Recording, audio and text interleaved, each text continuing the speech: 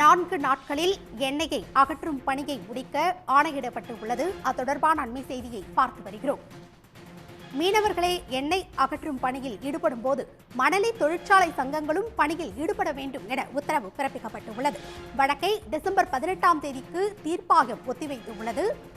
4 நாட்களில் எண்ணெய் அகற்றும் பணியை முடிக்க ஆணையிடப்பட்டுள்ளது. டிசம்பர் 17க்குள் எண்ணெய் அகற்றும் பணியை முடிக்க வேண்டும் என தீர்ப்பாயம் ஆணையிட்டுள்ளது. மணலி தொழிற்சாலை சங்கங்கள் எண்ணெயை அகற்ற வேண்டும் என தீர்ப்பாயம் உத்தரவிட்டுள்ளது. மீனவர்களே எண்ணெய் அகற்றும் பணியில் ஈடுபடும் போது வழக்கை டிசம்பர் 18ஆம் தேதிக்கு ஒத்திவைத்து உள்ளது தீர்ப்பாயம். 4 நாட்களில் எண்ணெய் அகற்றும் பணியை முடிக்க ஆணையிடப்பட்டுள்ளது.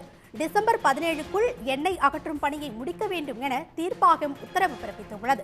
மணலி தொழிற்சாலை சங்கங்கள் எண்ணெய் அகற்றும் பணியில் ஈடுபடாதது அதிருப்தி அளிக்கிறது என்றும் தீர்ப்பாயம் தெரிவித்துள்ளது. மீனவர்களே இப்பணியில் ஈடுபடும் போது மணலி தொழிற்சாலை சங்கங்களும் பணியில் ஈடுபட வேண்டும் என உத்தரவு பிறப்பிக்கப்பட்டுள்ளது. வழக்கை டிசம்பர் 18ஆம் தேதிக்கு தீர்ப்பாயம் ஒத்திவைத்துள்ளது. இதுகுறித்த கூடுதல் விவரங்களுடன் இணைகிறார் செய்தியாளர் கிருஷ்ணா. விவரங்கள்.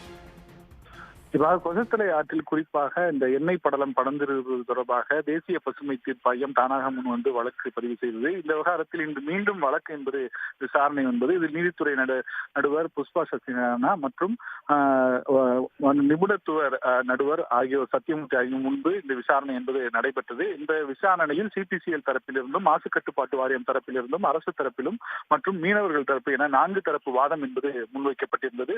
குறிப்பாக மீனவர்கள் தரப்பில் உரிய பாதுகாப்பு உபகரணங்கள் அளிக்கப்படாமல் அந்த எண்ணெய் படலம் என்பது அகற்றப்படுவதாகவும் அதற்குண்டான நடவடிக்கை மேற்கொள்ளப்பட வேண்டும் என்ற கோரிக்கையை அவர்கள் தரப்பிலிருந்து முன்வைத்தார்கள்.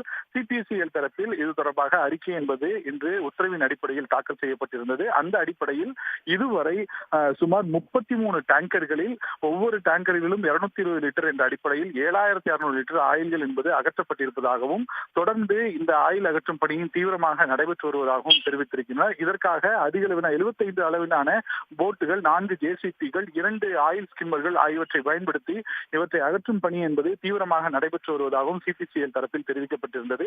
இந்த தரப்பு வாதங்களை எல்லாம் கேட்ட தீர்ப்பாய நடுவர்கள் தொடர்ந்து இவர்களின் அந்த சிபிசிஎல்லின் இந்த ஆயில் அகற்றும் பணியில் தொடர்பாக அதிருப்தியை தெரிவித்திருந்தார்கள். அதிக அளவிலான ஆட்களை பயன்படுத்தி விரைவாக இந்த பணியை ஏன் முடிக்கவில்லை, அதிக அளவு உபகரணங்களை ஏன் பயன்படுத்தி நடவடிக்கை எடுக்கவில்லை என்ற பல்வேறு அடுக்கடுக்கான கேள்விகளை தொடர்ந்து முன்வைத்திருந்தார்கள். தொடர்ந்து அனைத்து தரப்பு வாதங்களையும் கேட்ட தீர்ப்பாய நடுவர்கள் வரும் 17ஆம் தேதிக்குள் இந்த அனைத்து ஆயில் அகற்றும் பணிகளும் என்பதும் முடிவடைந்திருக்க வேண்டும். 18ஆம் தேதி இது குறித்த அறிக்கையை சமர்ப்பிக்க வேண்டும் எனவும் தெரிவித்திருக்கிறார்கள். இவ்வாறு தீர்ப்பு உத்தரவு வழங்கப்படும் பொழுது இந்த விவகாரத்தில் மணலி தொழிற்சாலை சங்கங்களும் இணைந்து செயல்பட வேண்டும். இந்த விவகாரத்தில் மீனவர்களே இறங்கு ஆயில்களை அகற்றும் பணியில் ஈடுபடும் பொழுது மணலி தொழிற்சாலை சங்கங்களை சேர்ந்தவர்களும் இறங்கி இந்த பணியில் ஈடுபட வேண்டும் என்ற உத்தரவை அவர்கள் தெரிவித்திருக்கிறார்கள். உடனுக்குடன் செய்திகளை தெரிந்து கொள்ள சன் நியூஸ் பெல் ஐகானை கிளிக் பண்ணுங்க.